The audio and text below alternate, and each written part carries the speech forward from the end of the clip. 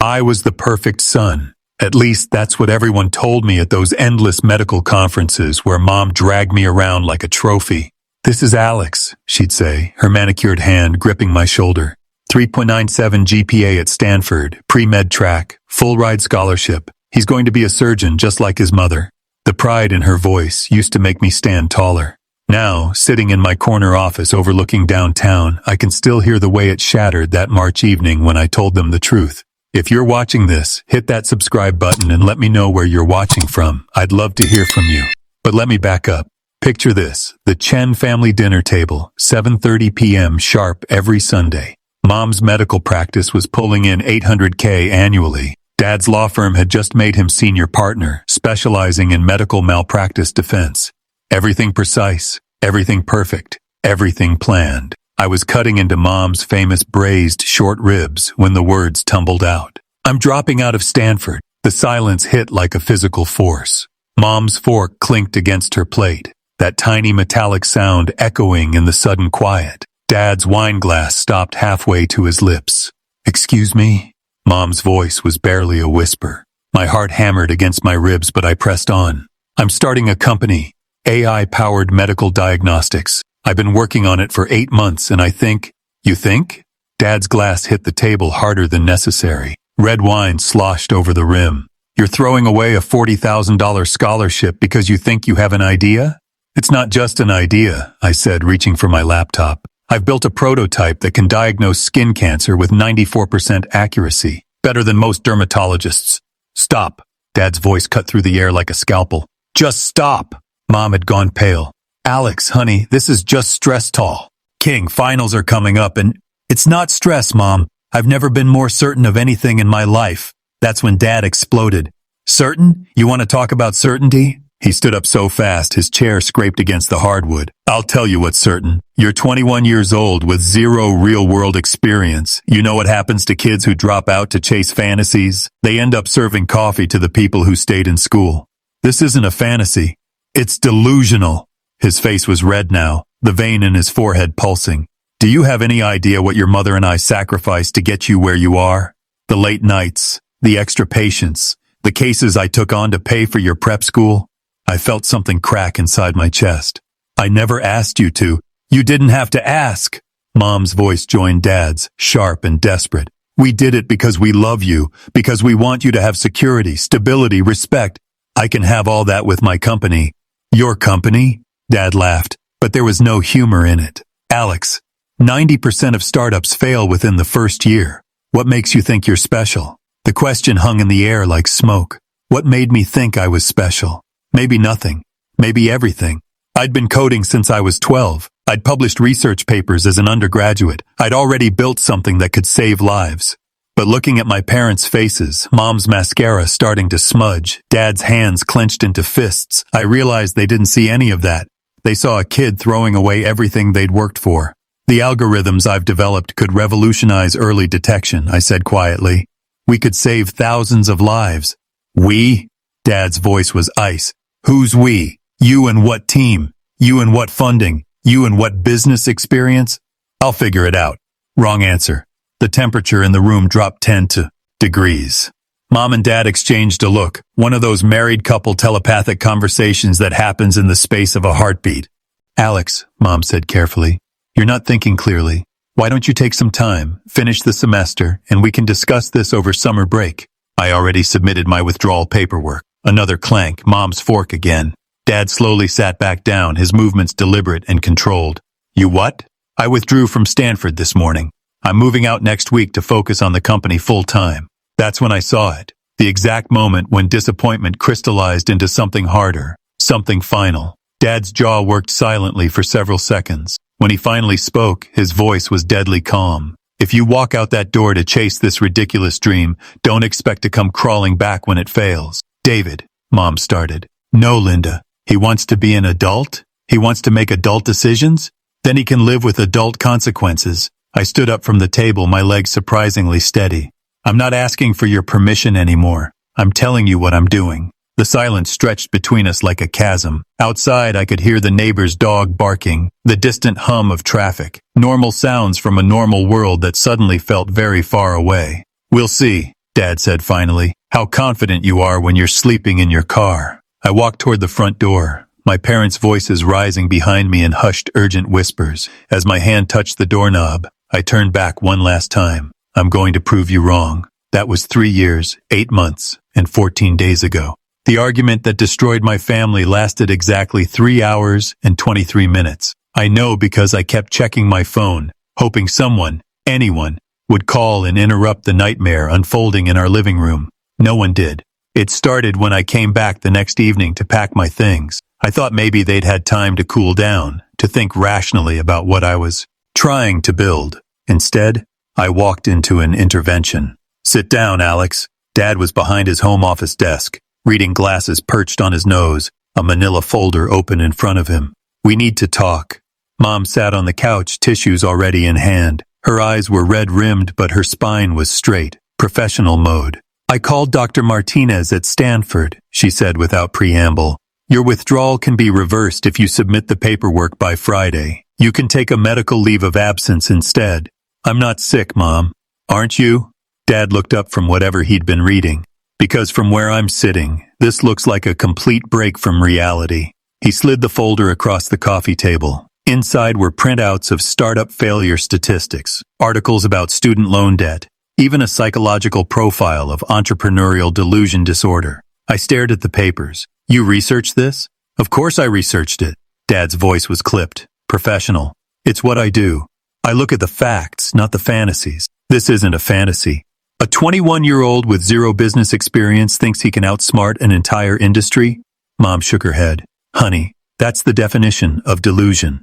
Something hot and sharp twisted in my stomach. So when you started your practice, that wasn't a risk. I had 8 years of medical training and a board certification, and I have a 3.97 GPA in computer science and bioengineering, which you're throwing away. Dad slammed his hand on the desk. Do you understand what you're giving up? The respect, the stability, the life you chose for me? Silence. The words hung between us like a drawn blade. Mom's face crumpled slightly, but Dad's expression hardened. We chose success for you, he said quietly. We chose security. You chose control. That's when everything went to hell. The next 3 hours were a blue R of raised voices, accusations, and ultimatums.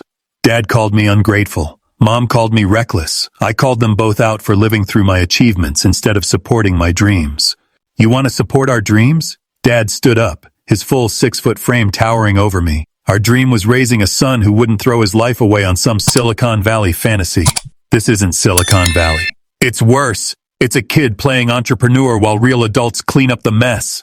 My hands were shaking now. I'm not playing anything. I've spent 8 months building something that could change medicine. You've spent 8 months avoiding reality. Enough! We all turned. Mom was on her feet, tears streaming down her face. Enough, she repeated, quieter. Alex, we love you, but we cannot, will not, watch you destroy your life. The room felt smaller suddenly, airless. So, what are you saying? Dad stepped forward, his face a mask of cold resolve. We're saying choose, the company or the family, your fantasy or your future. The words hit me like physical blows. You're giving me an ultimatum? We're giving you clarity, Mom said. If you walk away from Stanford, if you choose this path, then you're choosing to walk away from us too. I looked between them. These two people who'd raised me, who'd taught me to dream big and work hard, who were now asking me to give up the biggest dream I'd ever had. What if I succeed? Dad's laugh was bitter.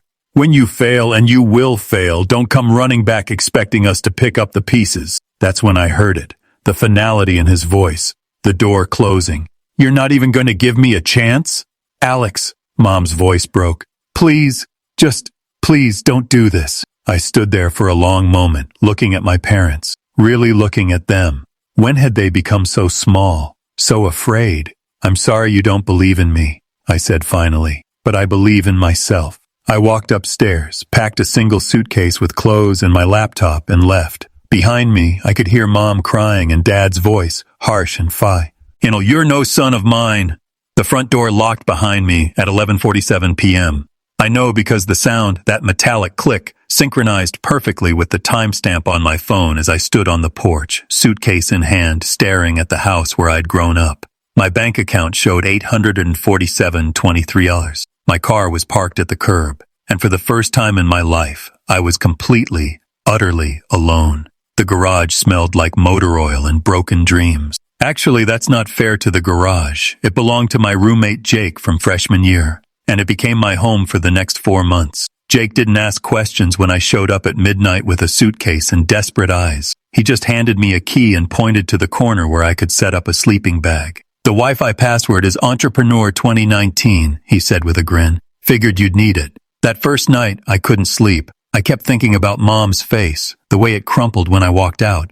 But every time doubt crept in, I opened my laptop and looked at the code I'd been writing. 127 lines on day 1. Simple, elegant, powerful. My AI could identify melanoma markers in dermatoscopic images with 94% accuracy. Dermatologists averaged 87%. The numbers didn't lie, even when everything else felt uncertain. I started each day at 5 a.m., coding until my eyes burned. Ramen for breakfast, lunch, and dinner. $0.33 per meal for 47 straight days. I know because I tracked every expense in a spreadsheet.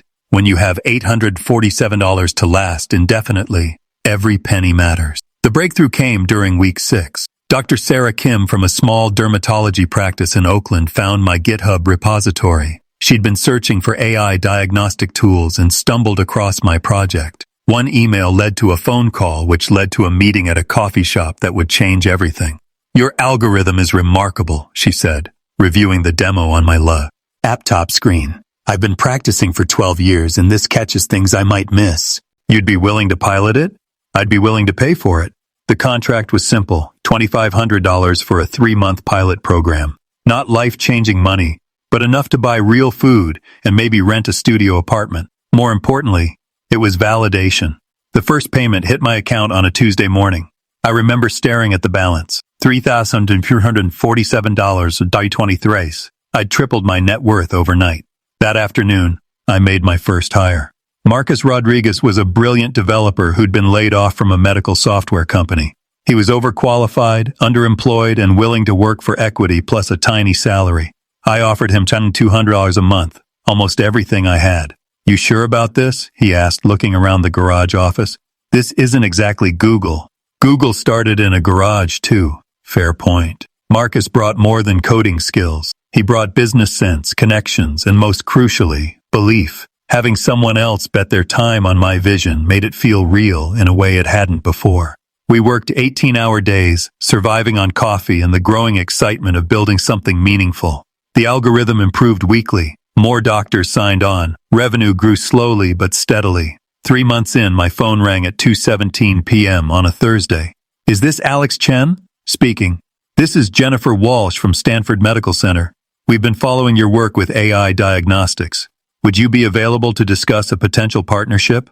I looked around the garage, at Marcus hunched over his laptop, at the whiteboard covered in user flow diagrams, at the sleeping bag still folded in the corner. Yes, I said, I'm available. The call that changed everything was about to begin. The contract signature happened at 3:47 p.m. on March 15th, and I'll never forget the sound of the pen scratching across the paper. Stanford Medical Center, $500,000 over 2 years for exclu.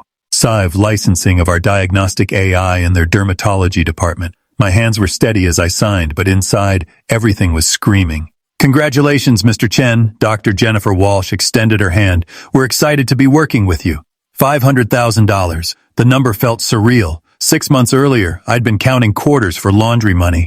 Marcus and I moved out of the garage that week, leasing 200 square feet at 1247 Innovation Drive, Suite 300. Real office space with conference rooms, a kitchen, and luxury of luxuries. A door that locked from the inside. We made it, Marcus said, standing in our empty new office. We made something, I corrected. This is just the beginning. The irony hit me 3 months later at the California Medical Innovation Conference. I was scheduled to present our latest diagnostic accuracy improvements. We'd pushed our melanoma detection rate to 96.7% when I saw them.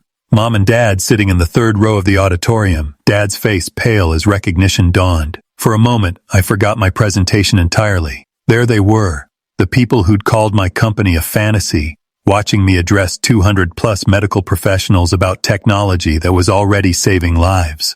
My voice didn't waver as I clicked through slides showing our results, our growth metrics, our expanding partnerships. If anything, their presence sharpened my focus. Every data point became a counter-argument to their doubts. The implications for early detection are profound, I said, advancing to a slide showing mortality reduction statistics. We're not just improving diagnostic accuracy, we're preventing deaths. The room was silent, absorbed. In the third row, Mom's hand gripped Dad's arm. Questions? I asked. Dr. Martinez from UCSF raised her hand. Mr. Chen, what's your medical background? This level of clinical insight typically requires years of practical experience. A year ago, that question would have crushed me. Now I smiled.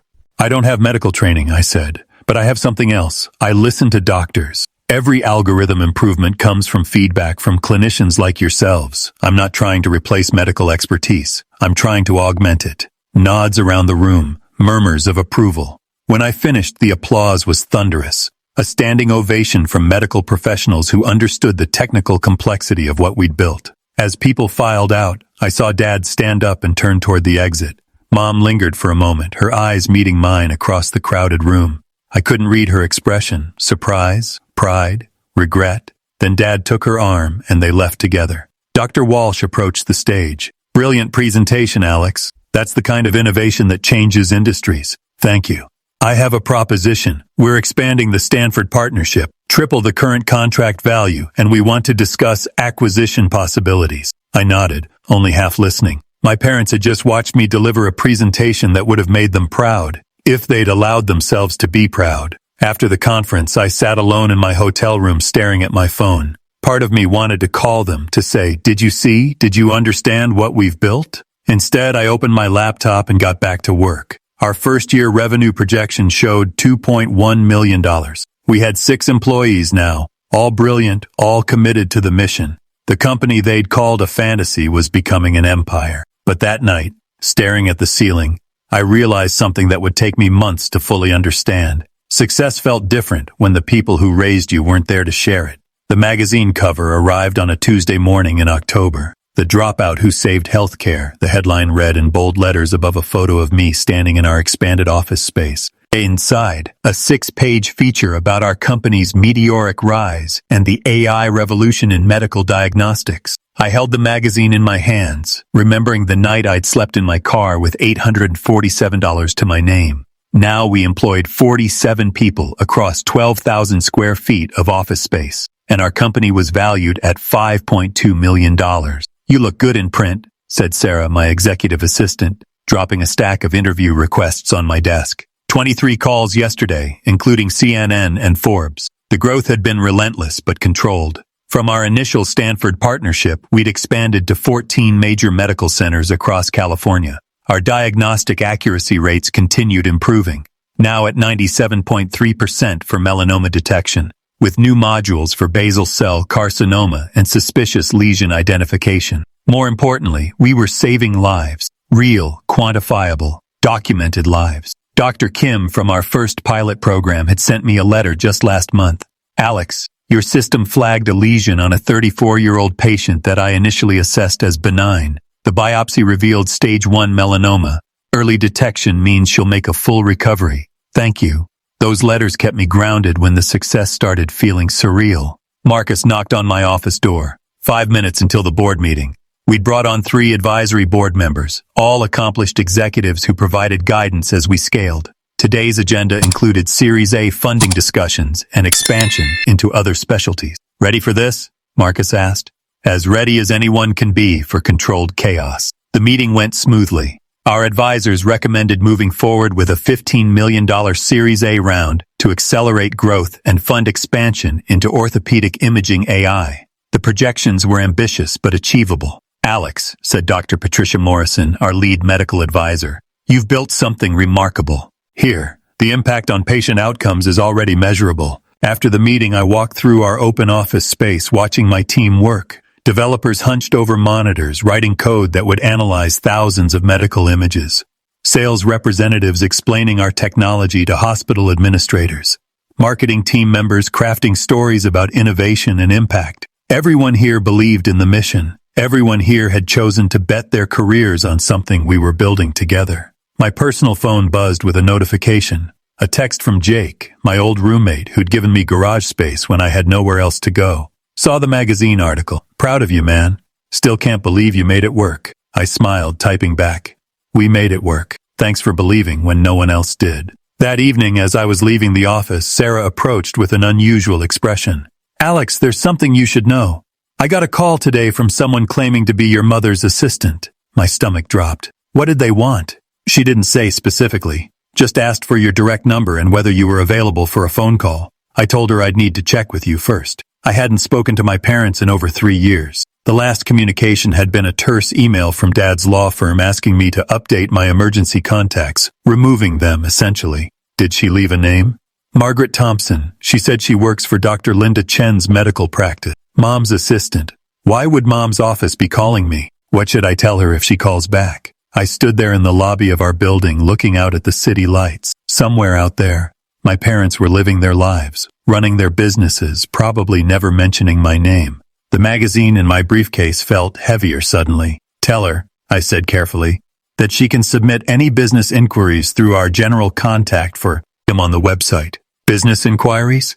If Mom wants to talk to me, it's because she needs something. After 3 years of silence, it's not about family. Sarah nodded, understanding more from my tone than my words. That night, I couldn't concentrate on anything. I kept thinking about that phone call, about what crisis might drive my parents to reach out after all this time. My phone sat on my desk, the ringer volume turned all the way up. I'd assigned them a specific ringtone years ago, Pachelbel's Canon in D, Mom's favorite piece. I'd never had the heart to change it. At 11:43 p.m., it started playing. I stared at the phone for 4 rings before answering. Hello, Alex. Mom's voice was smaller than I remembered. Thank you for taking my call. What do you need, Mom? The formality in my own voice surprised me. 3 years of silence had calcified into something harder than anger. Professional distance. We need to talk. In person. It's about the practice. What about the practice? A long pause. I could hear her breathing, the slight tremor that meant she was fighting tears. We're in trouble, Alex. Serious trouble. I waited. I'd learned not to fill uncomfortable silences anymore. The malpractice lawsuit against your father's firm. It's bigger than we initially thought. $2.3 million in damages plus legal fees. The insurance isn't covering everything. I'm sorry to hear that. But that's not the worst part. Her voice cracked. The publicity from the case has destroyed my referral network. Patient volume is down 67% over the past 8 months. I'm bleeding money, Alex. The practice might not survive another quarter. I found myself doing mental calculations automatically. A 67% revenue drop on an $800K annual practice meant she was looking at massive losses, with Dad's legal troubles on top of that. What does this have to do with me? I've been researching diagnostic AI for the practice to improve accuracy, reduce liability exposure, rebuild trust with referring physicians. She paused. Your company's system is exactly what I need. The irony was so sharp it could cut glass. You want to buy our diagnostic platform? I want to partner with you. Your technology could help me rebuild what I've lost. And Alex, I know I have no right to ask, but you're the only person who can help us. I walked to my office window, looking out at the city. Below, traffic moved in orderly streams. Everything rational, everything following logical pattern. How many times did you call before today? I'm sorry?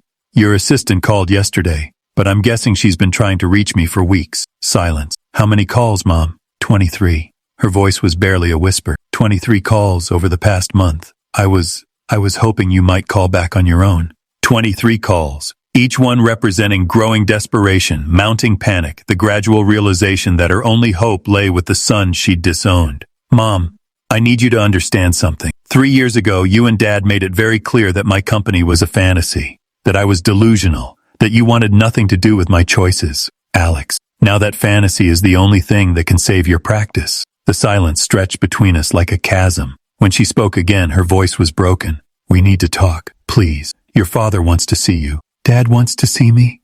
We both do. We made mistakes, Alex. Terrible mistakes. I closed my eyes, feeling the weight of 3 years of silence, of building something magnificent while the people who raised me pretended I didn't exist.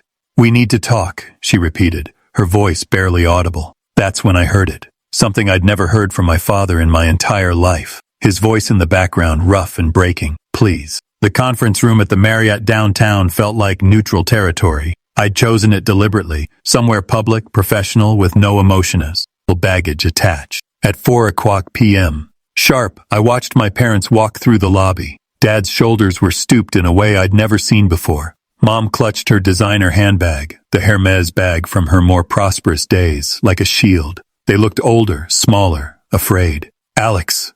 Dad's voice cracked on my name. Thank you for agreeing to meet. I gestured to the chairs across from me. Please sit. The formal conference table stretched between us like an ocean. I'd placed a folder of our company's capabilities on my side, along with a legal pad for notes. This was a business meeting, not a family reunion. You look good, Mom said, her eyes taking in my tailored suit, the confidence that 3 years of success had built. Successful. I am successful. The words hung in the air. Not cruel, just factual. Dad's hands were shaking as he reached for his water glass. I'd never seen my father's hands shake. Alex, we owe you an apology, he began. What we said, what we did when you left Stanford. We were wrong. I waited. We were scared, Mom added. Scared of watching you fail. Scared of not being able to protect you from disappointment. We thought we were saving you from making a terrible mistake. Instead, you made the terrible mistake. Dad flinched. Yes, we did. For 47 seconds, no one spoke. I counted, watching Dad's wedding ring tap nervously against the table, watching Mom's mascara threaten to smudge. Tell me about the lawsuit, I said finally. Dad straightened, shifting into professional mode. Medical malpractice case. One of my clients was found liable for a delayed cancer diagnosis. The plaintiff's attorneys are claiming the standard of care was inadequate, that better diagnostic tools were available but not utilized. Were they? He looked at me steadily. Yes, technology like yours. The irony wasn't lost on any of us. And Mom's practice. The referral network has collapsed, Mom said. Other physicians don't trust sending patients to someone whose husband can't win a malpractice case. It's guilt by association.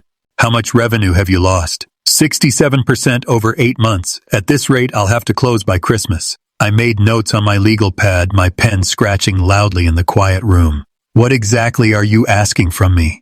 They looked at each other. That same married couple telepathy from 3 years ago, but desperate now instead of dismissive. A partnership, Dad said.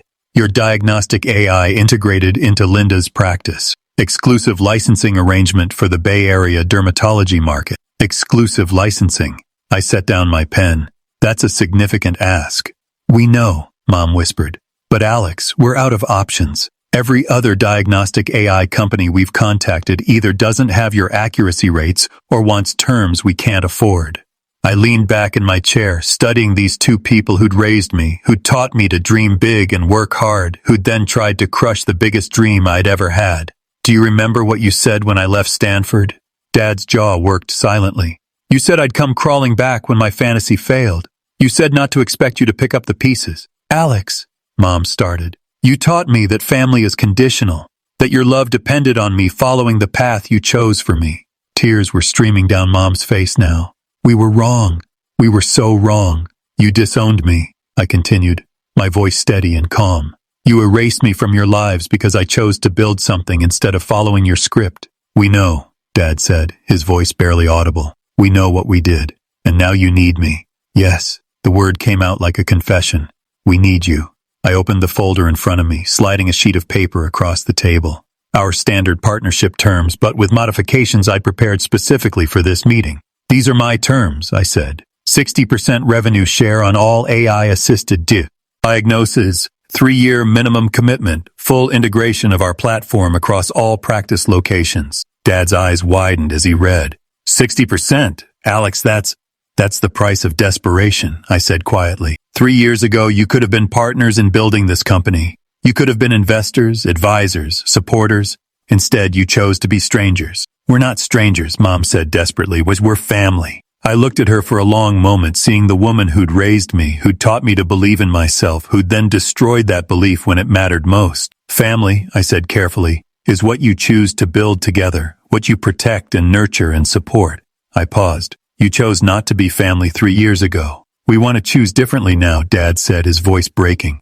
I'll consider it, I said, standing up. But first, you need to understand something. They looked up at me expectantly. This isn't about family anymore. This is business. And in business, trust has to be earned. I gathered my papers and walked toward the door. You have 48 hours to decide if you can accept those terms. They called at 11:58 p.m. on the second night, 2 minutes before my deadline expired. We accept your terms, Dad said without preamble. All of them. I was in my home office, having expected this call but somehow still feeling surprised by the finality of it. My parents, the people who'd built successful careers on negotiation and leverage, had just surrendered completely. I'll have contracts drawn up tomorrow. Alex, wait. Mom's voice joined the call. Can we talk? Beyond the business terms? What's there to talk about? We want to try to repair what we broke. I leaned back in my chair, looking out at the city lights. That's not part of the contract. No, but, Mom, let me be clear about something. You're entering a business partnership with my company. That's what this is. Don't confuse it with family reconciliation. Silence on the line. We had 3 years to be family, I continued. You chose not to be. Now we're business partners. Let's keep it professional. The next morning I had my legal team draft the partnership agreement. 60% revenue share on all AI-assisted diagnoses. 3-year exclusive licensing for the Bay Area dermatology market. Performance benchmarks and quality metrics that would protect both parties. It was a good deal for them despite the aggressive terms. Our diagnostic platform would rebuild Mom's practice within 6 months. Dad's legal troubles would fade once he could point to cutting-edge technology partnerships instead of malpractice failures. The signing happened in my conference room at 2:00 p.m. on a Wednesday. Mom and Dad sat across from me with their respective attorneys, Dad representing himself, Mom with a business law specialist. This partnership licensing fee, Mom's attorney said reviewing the contract, is quite substantial. It reflects the value of the technology, I replied, and the exclusivity of the arrangement. Dad signed first, his signature shakier than I remembered. Mom followed, her hand steadier but her eyes red-rimmed. Congratulations, I said, standing as the documents were finalized. You're now official partners with MedAI Diagnostic. Thank you, Mom whispered. Alex, I know this is just business, but actually, there's one more thing. I opened my laptop and pulled up our company's recent performance metric. Current valuation is $5.2 million. We're projecting Series A funding will push that to $25 million within 18 months. Our diagnostic accuracy rates continue improving. We're now at 97.8% for melanoma detection. Dad was studying the numbers, his lawyer brain automatically calculating implications. Employee count is 73 as of this morning. We're expanding into orthopedic imaging and potentially cardiology AI within the next year. Alex, Mom said quietly, we're proud of you. I looked at her steadily. Are you? Or are you impressed by the numbers? Both, Dad answered honestly. We're proud of what you built, and we're ashamed of what we said when you were building it. Good. Because for the next 3 years, you're going to be reminded daily of exactly what you called a fantasy. The contract implementation moved quickly. Our technical team integrated the diagnostic platform into Mom's practice within 2 weeks. The results were immediate and dramatic. Patient confidence returned as word spread about the advanced AI technology. Referring physicians started sending cases again, curious about the diagnostic improvements. Mom's practice revenue jumped 34% in the first month alone. Dad's legal troubles didn't disappear overnight, but the association with cutting-edge medical technology helped rehabilitate his professional reputation. The malpractice case settled for less than anticipated, and new clients began approaching his firm. 6 months later, I was reviewing quarterly reports when Sarah knocked on my office door. Your mother's online too. I glanced at the clock. 4:17 p.m., middle of business hours. Dr. Chen, I answered formally. Alex, her voice was different, lighter somehow. I wanted to give you the quarterly numbers personally. Go ahead. Practice revenue is up 89% compared to the same period last year. Patient satisfaction scores are the highest we've ever recorded. The AI diagnostic platform has flagged 14 potential malignancies that traditional screening might have missed. 14 lives potentially saved. The number hit me harder than the financial metrics. That's excellent news, Dr. Chen. Alex, her voice softened. I know you said this is just business, but I want you to know that every morning when I see the diagnostic reports, when I see how many patients we're helping, I think about that dinner 3 years ago. I waited. I think about the son who tried to tell us he could save lives, and the parents who were too afraid to listen. The past is the past. Is it? She asked quietly. Because sometimes the future offers second chances. After I hung up, I sat alone in my office, thinking about second chances and the price of forgiveness. Outside my window, the city hummed with life and possibility. Somewhere in that city, my parents were learning to be proud of something they'd once tried to destroy. 18 months after the contract signing, I was having coffee with Marcus when my phone rang. It's your father, Sarah announced. He says it's urgent. I excused myself from the meeting and took the call in my office. Alex, I need to tell you something. Dad's voice was different, stronger than it had been during our desperate negotiations, but humbled in a way I'd never heard before. What is it?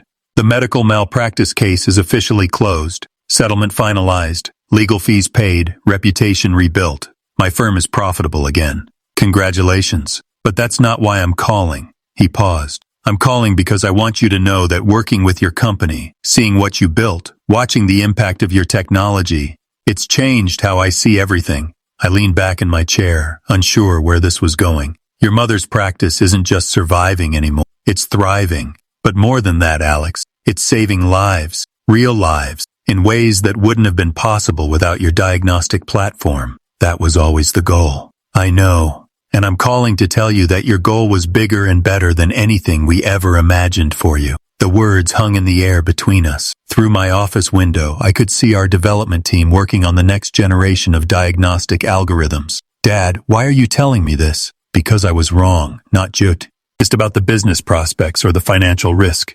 I was wrong about you, about what you were capable of, about what really matters. He paused, and I could hear him breathing carefully, choosing his words. I spent my whole career protecting people from liability, minimizing risk, avoiding failure. I thought that's what success looked like, staying safe, following proven paths, never stepping outside established systems. And now I watch my wife use technology that my son created to catch cancers that might otherwise kill people. And I realize that the biggest risk isn't failure. It's never trying to build something meaningful. I found myself thinking about that family dinner 3 years ago, about the son who'd tried to explain his vision to parents who couldn't see beyond their fear. Dad, what do you want from me? Nothing, he said immediately. I don't want anything from you, Alex. I want to give you something, which is an apology, a real one. Not because I need your business partnership to succeed, but because I failed you as a father when it mattered most. I closed my eyes, feeling something tight in my chest beginning to loosen. You were 21 years old with a vision that could change medicine. And instead of supporting you, I tried to crush your dream because it didn't match my definition of success. Dad, let me finish, please. His voice was steady now, determined. I'm proud of you. Not because you proved me wrong, but because you had the courage to do something I never could. You risked everything to build something that matters. After we hung up, I sat in my office for a long time, thinking about pride and forgiveness and the distance between who we are and who we become. 6 months later, Mom called with an invitation. We're having a family dinner Sunday night, just the three of us. No business talk, no contracts, no partnerships. Just family. Mom, I know what you said about keeping it professional, but Alex, sometimes business relationships grow into something more. If you're willing. I looked at my calendar, considering. What time? The dinner invitation came on a Thursday morning, handwritten on Mom's personal stationery, not the formal letterhead from her medical practice. Sunday, 7:30 p.m. Nothing fancy, just us. I stared at the card for several minutes before slipping it into my briefcase. Our company had just hit $8 million in valuation, 73 employees across 3 floors of office space, partnerships with 18 major medical centers, a Series B funding round that would take us to $50 million by year's end. The numbers were staggering, but they felt less important than they once had. That Sunday, I drove through my old neighborhood for the first time in 4 years. The houses looked smaller somehow, the streets narrower, everything exactly the same except for me. I parked in the driveway at 7:28 p.m. and sat in my car for 2 minutes, gathering myself. Mom answered the door wearing jeans and a simple sweater, not the professional armor I'd grown accustomed to seeing her in during our business meetings. You came, she said softly. I said I would. Dad emerged from the kitchen, wiping his hands on a dish towel. Alex, thank you for giving us this chance. The dining room table was set for 3, no formal place settings or crystal glasses, just everyday dishes and the smell of Mom's braised short ribs, the same meal we'd been eating when I'd announced my dropout decision 4 years earlier. This feels familiar, I said, taking my old seat. Intentionally so, Dad replied. We wanted to try again, do it right this time. Dinner was awkward at first. 4 years of distance doesn't disappear over appetizers, but gradually, tentatively, we began talking about things beyond business metrics and partnership terms. Mom told me about a patient, an 8-year-old girl whose potentially cancerous mole had been caught early by our diagnostic AI. She's going to be fine because of technology you created, Alex. Her parents wrote me a thank you card. I have it framed in my office. Dad talked about rebuilding his law practice with a focus on healthcare innovation rather than defensive malpractice work. I'm representing medical technology companies now, helping them navigate regulatory challenges. It's more fulfilling than what I was doing before. And you? Mom asked. Beyond the company growth? How are you? The question caught me off guard. When was the last time someone had asked how I was rather than how the business was performing? I'm good, I said. Tired sometimes. Building something this fast is exhausting, but good. Any thoughts about family, marriage, kids? I smiled at the parental persistence. Mom, I'm 25. There's time. I know, She paused. I worry that we damaged your ability to trust people, to let people in. The observation was too accurate to dismiss. Maybe, I admitted. It's hard to open up when the people who raised you to dream big tried to destroy the biggest dream you ever had. Dad's fork stopped halfway to his mouth. We can't undo that, Alex. But we can try to earn back your trust. After dinner, we sat in the living room, the same room where the explosive argument had destroyed our family relationship. Now it felt different. Smaller conflicts, bigger perspectives. Alex, Dad said as I was preparing to leave, I want you to know something. When people ask about my son now, I tell them you're the CEO of a medical technology company that's revolutionizing diagnostic care. As opposed to telling them I don't have a son, which is what I've been saying for the past 4 years. I studied his face, looking for manipulation or agenda. I found only regret and hope. The garage where you started the company, Mom said. Jake told us it's been converted into a kind of shrine. Your first workstation, the whiteboard with early algorithm sketches. I nodded. Company legend. New employees always want to see where it started. Could we see it? She asked quietly. Could you show us where our son changed the world? 3 months later, at the company holiday party, I watched Dad introduce himself to our newest board member. I'm David Chen, he said, extending his hand. Alex's father. I'm the one who almost talked him out of starting this company. The board member laughed, thinking it was a joke. He's not joking, I said, joining the conversation. But he's also the one who raised me to think big enough to ignore him when it mattered. Dad's smile was proud and painful and real.